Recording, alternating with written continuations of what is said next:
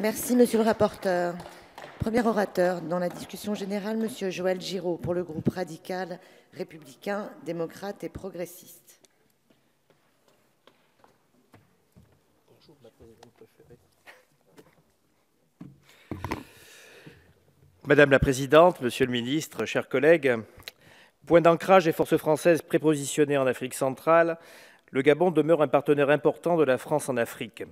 Le plan d'action pour la mise en œuvre d'un partenariat stratégique signé en 2010 a marqué un renouveau dans notre relation, illustré notamment par l'entrée en vigueur, en juin 2014, d'un nouvel accord de partenariat de défense.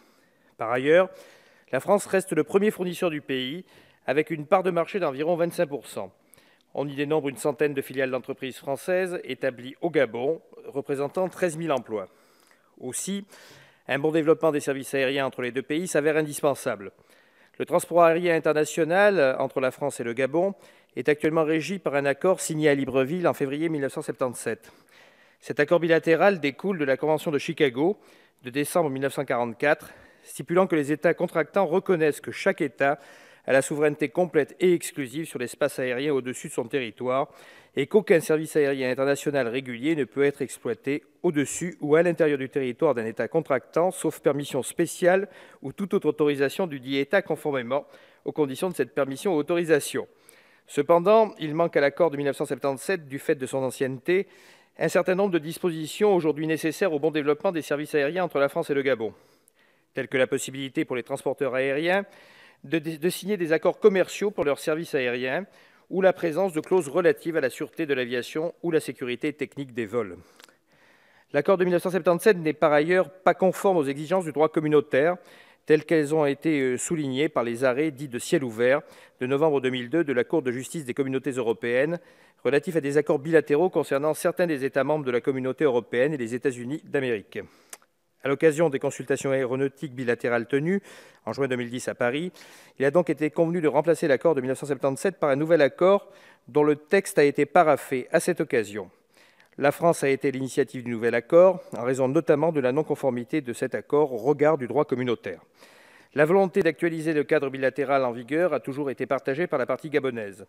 Les consultations aéronautiques bilatérales de juin 2012 ont été l'occasion de réactiver la signature de ce nouvel accord et permis de programmer une signature définitive de celui-ci le 27 novembre 2012, à l'occasion d'un déplacement en France du ministre gabonais en charge des Transports. Sur le plan économique, le nouvel accord fixe donc un cadre renouvelé pour le bon développement des services aériens en fonction des négociations de droits de trafic entre les deux États. Les dernières consultations aéronautiques qui se sont tenues en novembre 2012 à Libreville ont notamment permis de définir le droit pour chaque pavillon d'exploiter jusqu'à 7 fréquences hebdomadaires entre la France et le Gabon, possibilité qu'Air France a mise en œuvre dès la fin de mars 2013 avec un vol désormais quotidien entre Paris et Libreville. Le trafic entre les deux États concerne jusqu'à 135 000 passagers par an. Il représente une desserte stratégique pour le Gabon et importante commercialement pour Air France. Par ailleurs, ce nouvel accord aérien avec le Gabon fixera un cadre juridique conforme aux exigences du droit communautaire pour les services aériens entre les deux États. Il permettra notamment, en conformité avec le droit communautaire, de désigner des transporteurs aériens communautaires établis sur le territoire français. Il mettra par ailleurs fin aux accords commerciaux entre transporteurs pour l'établissement des tarifs des services aériens. Enfin, sur le plan politique et diplomatique, la signature de ce nouvel accord démontre la vitalité des liens historiques entre la France et le Gabon et vient renforcer la qualité des relations entre les deux États.